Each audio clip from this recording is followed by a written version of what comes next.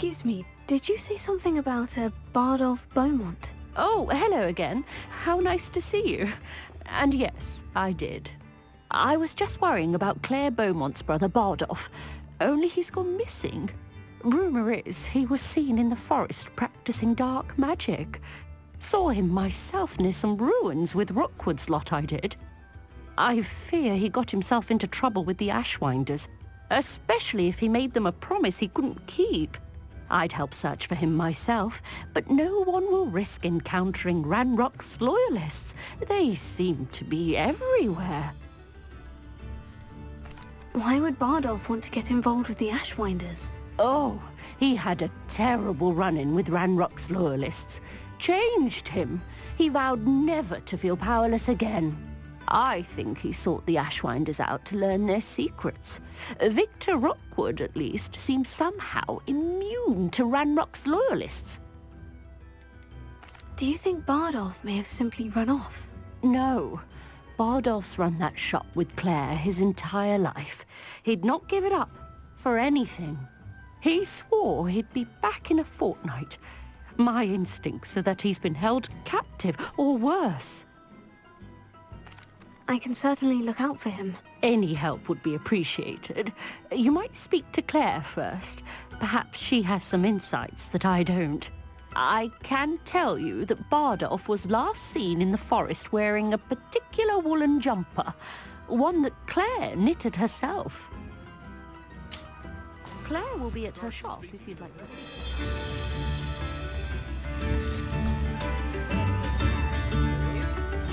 Ranrock's loyalists are a menace. What can be done?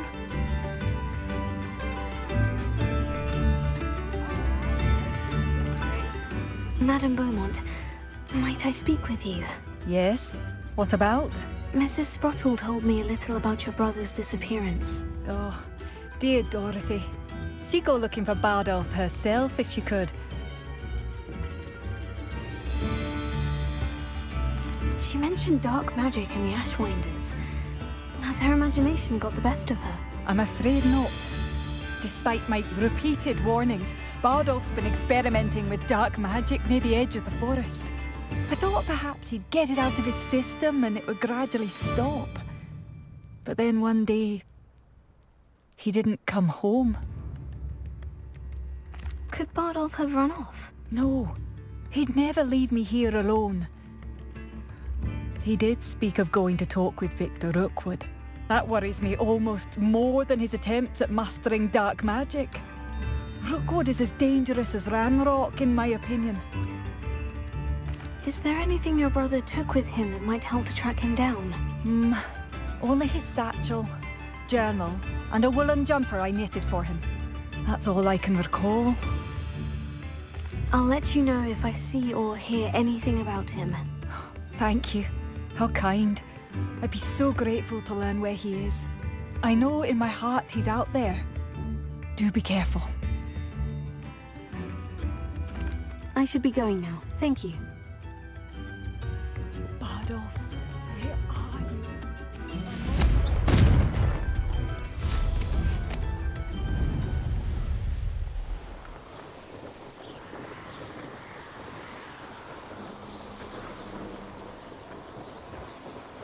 How long for a bacon and mushroom stew?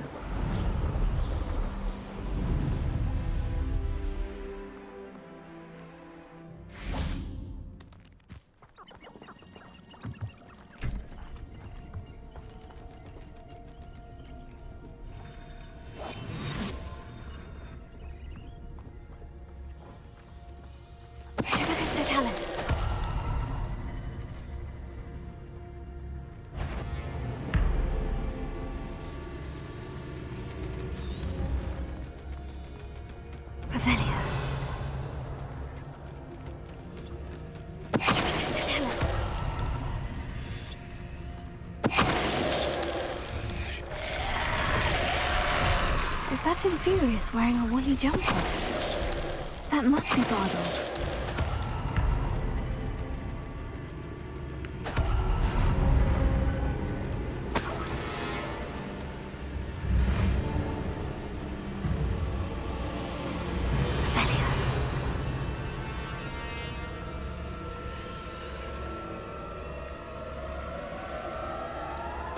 to tell us?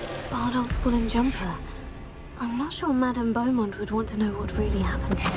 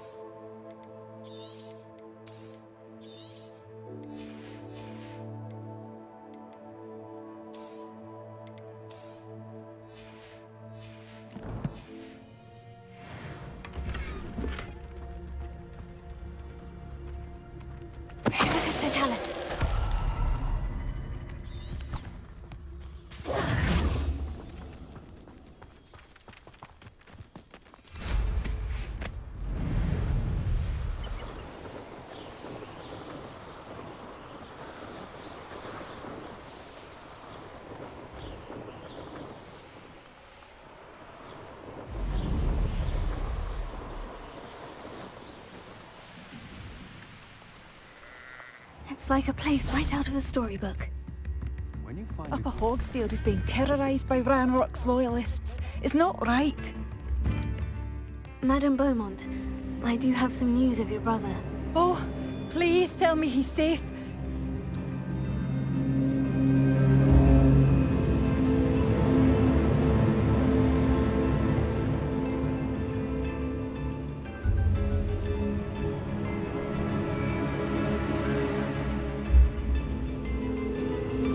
I regret to say that Bardolph had been turned into an Inferius, and I had to kill him. What? But how could you possibly think that an Inferius was my brother Bardolph? That's absurd. He was wearing a woolen jumper, hand-knitted. No. No. This can't be.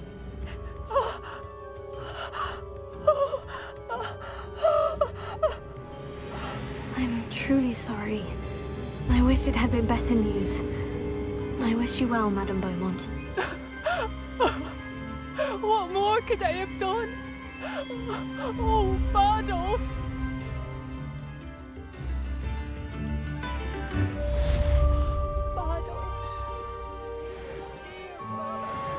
I'd have bet my last galleon he'd been kidnapped, but turned into an Inferius. Poor man. And poor Claire.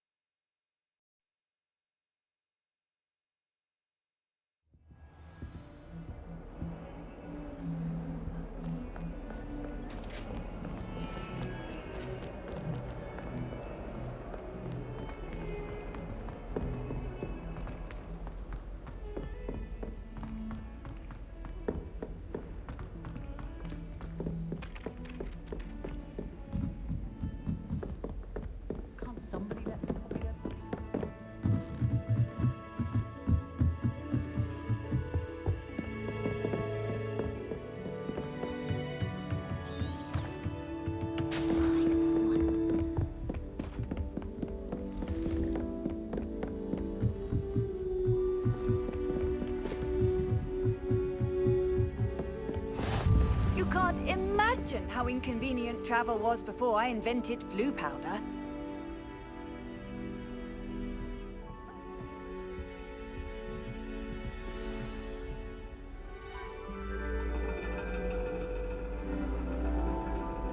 And your reading is The Dragon. That's exciting, I suppose. Perhaps you're due for an adventure.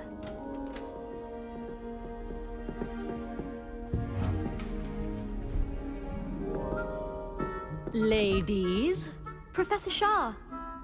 astronomy is not divination. You won't find the mysteries of the cosmos charted out on your palms or at the bottom of your teacups. Alas, the heavens remain hazy to the starry-eyed. Now, if you were to devote yourselves to persistent and painstaking observation, you just might catch a glimpse. With that in mind, please take your telescopes. Tonight we will be on the observation deck.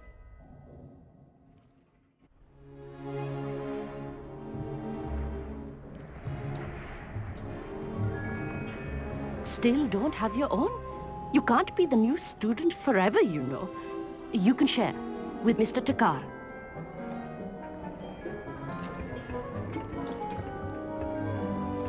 Here, I can adjust that for you. No, bring it into focus on your own.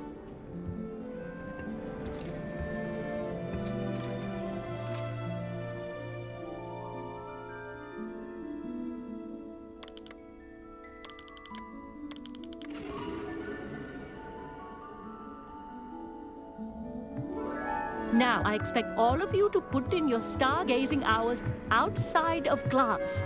Is that clear? But, Professor, it's freezing out. Mere cold didn't stop the great stargazers of the past. Look only to the astronomy tables they erected throughout the highlands from which they gazed millennia ago on the very self-same stars above us. Is that clear? Dismissed.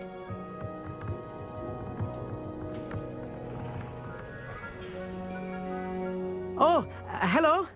Good to see you again. We Ravenclaws must stick together. Oh, hello, Emmett. Nice to see you again. Did I hear Professor Shaw say that you don't have your own telescope? I have a spare one you could borrow for the rest of term. I can't do that, Emmett. You might need it. No, really, you can. And I won't. It's my old one. I finally got my hands on the new Celestia Contemplar. You've heard of it, I assume? I mean, of course you have. It's only the pinnacle of all personal stargazing implements. But my old model's not too shabby either. Goblin-cut glass, first-rate optical enchantments. Hate to think such a fine instrument is just collecting dust. Well, Thank you, Emmett. Think nothing of it. Anyway, the telescope's in the storage room right underneath us. You can't miss it. I have some, reading to finish on the lower deck. Come find me there afterwards, and bring the telescope. There's something I want to talk to you about.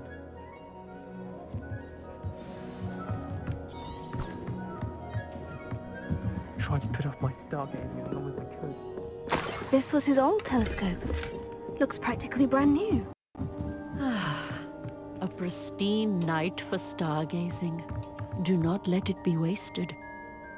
Professor Shah, I'm interested in learning more about astronomy. It is increasingly rare to find a student who seeks after things celestial, of their own accord. But if you truly desire to chart the courses of the cosmos, you must rid your mind of the terrestrial babble of others. We ourselves are not unlike blank star charts, you know. Empty canvases waiting to be inscribed with all that the universe has to offer. Do you understand? Am I right in thinking you are unimpressed by divination? Of the many other so-called disciplines taught here, divination is perhaps the most feeble, especially in its nonsensical practice of astrology. Do not confuse astronomy and astrology.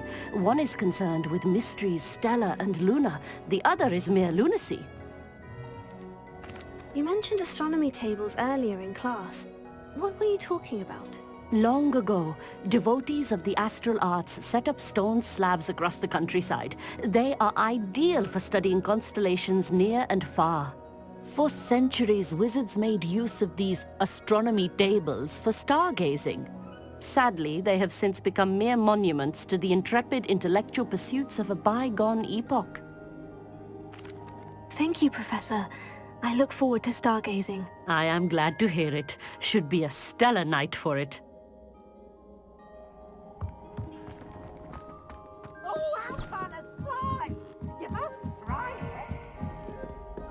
The perfect night for... Oh, hello again. I have the telescope. It's nicer than I had expected. I would not offer a prospective stargazer a third-rate lunoscope. But there is, something else. Yes? What is it? You remember those astronomy tables Shaw was going on about? It just so happens I've been reading up on them a little myself. And it seems there may be one right here at Hogwarts. I believe we could use it to find hidden constellations.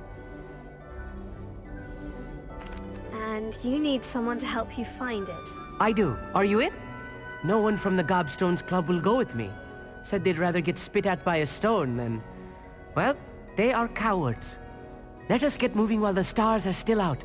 I'll show you how to use that telescope once we get there. I promise. Oh, no need to convince me. Let's get going. Brilliant. You won't regret it. Shall we?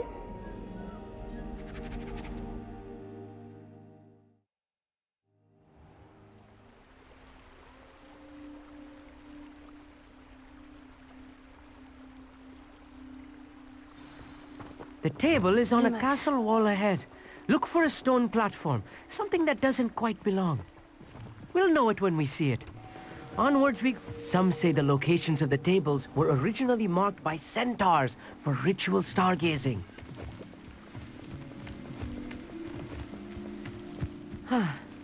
It is nice having a fellow stargazer to explore with. Happy to be here. It is good to leave the classroom now and then. It's not that creepy out here at night, is it? The Gobstones Club are cowards. Here I am, charging ahead. Why don't you lead the way? If you're sure.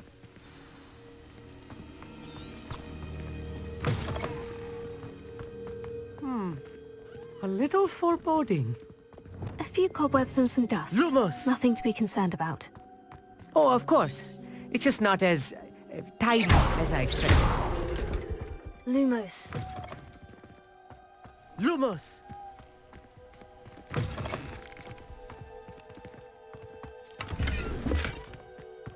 More cobwebs. Incendio! Think any spiders might be lurking about? Oh, no. Not this close to the school, Emmett. Look, there's the table. I think you should be the honor. Go on, try it out. Lumos. The constellation should appear near the center of your view.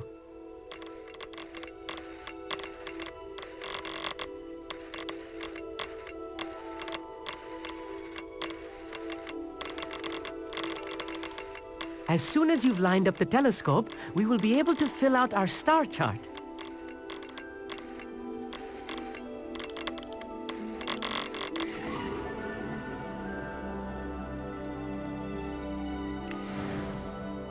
I was right about the tables.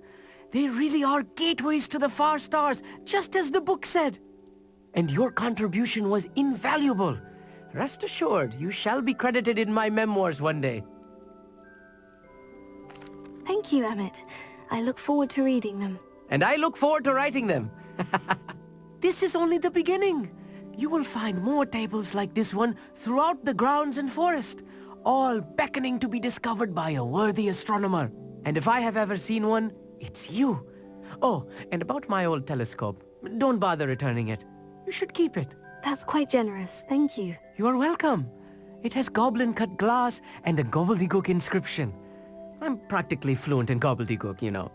It's all in the throat, really, gobbledygook, you know, and how you pronounce your R's. Anyway, glad our adventure was a success. I will see you soon.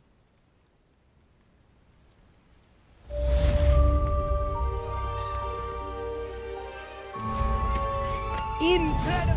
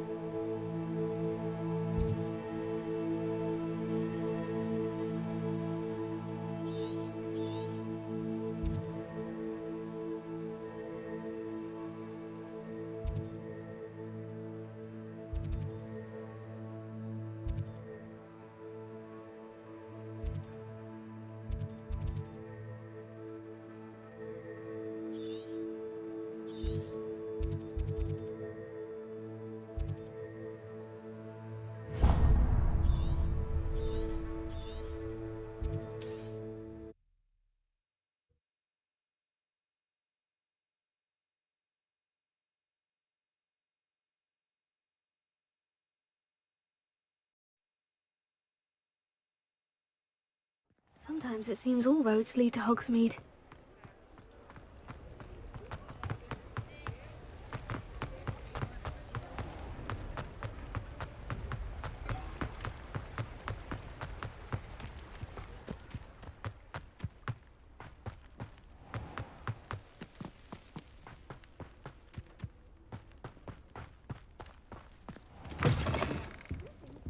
Come on inside. Oh, watch yourself, though.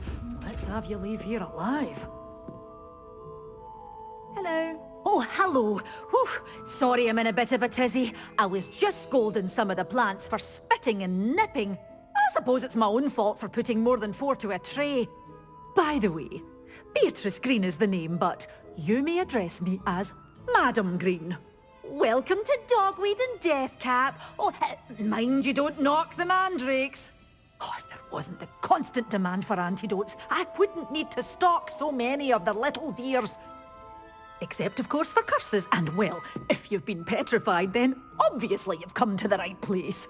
Mind you don't knock the mandrakes. Oh, if there's an uprooting, you'll be the next one to drop dead, and I'm in no mood for a clear-up. Someone died here. Aye. Fortunate, really, that it was just the one. Now then, how may I help you today? I think I'll just have a look around for now. Very well. Let me know if you see anything you like. What do you have for sale? Well, what say we show you some of what's available?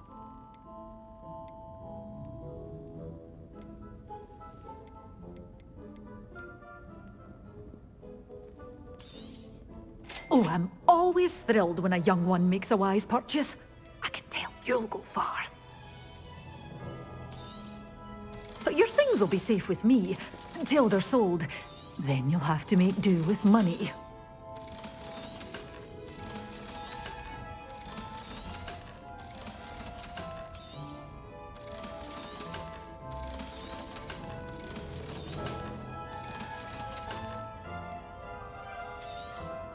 Oh, I'm always thrilled when a young one makes a wise purchase. I can tell you'll go far. Doors always open. You be sure to stop by soon.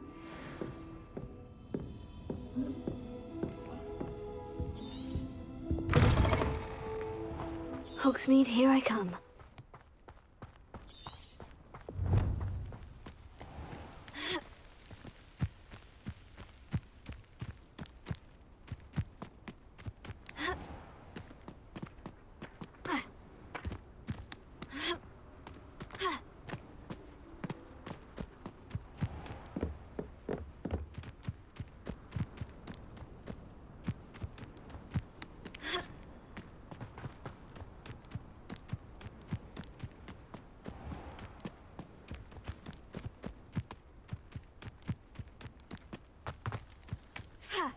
Revelio.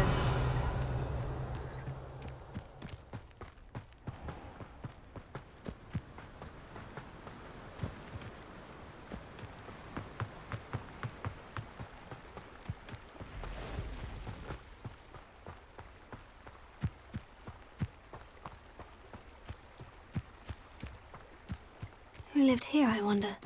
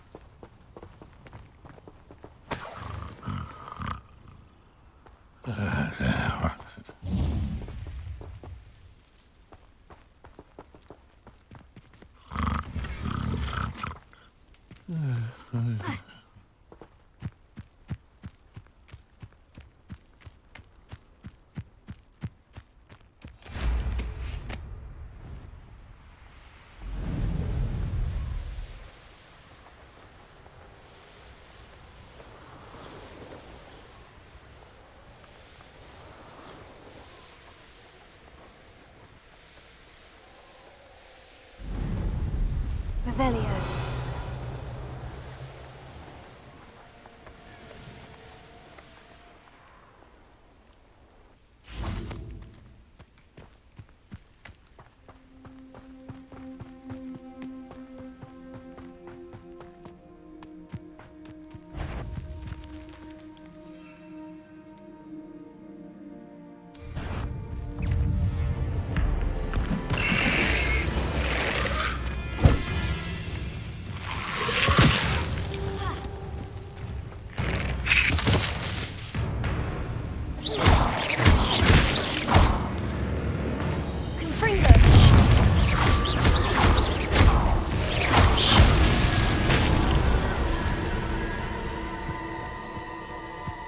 This place has seen better days.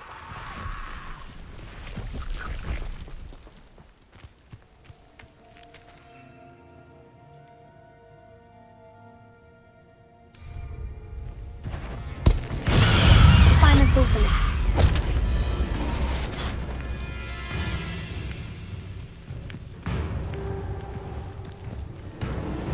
Potato!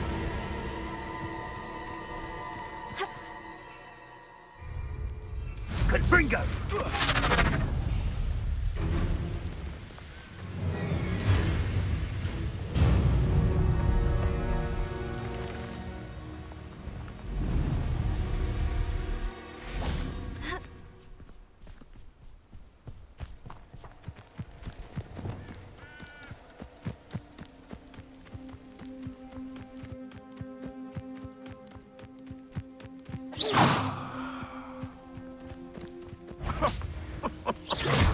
I'm sorry to be hard to kill a moon calf.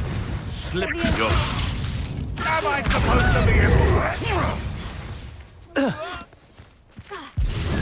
Confringo! But we forget about these goblins, Nick. Incendio! Take it!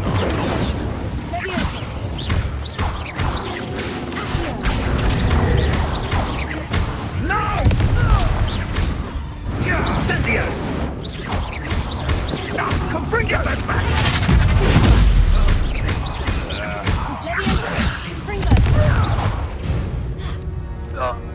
Revelio. Alohomora.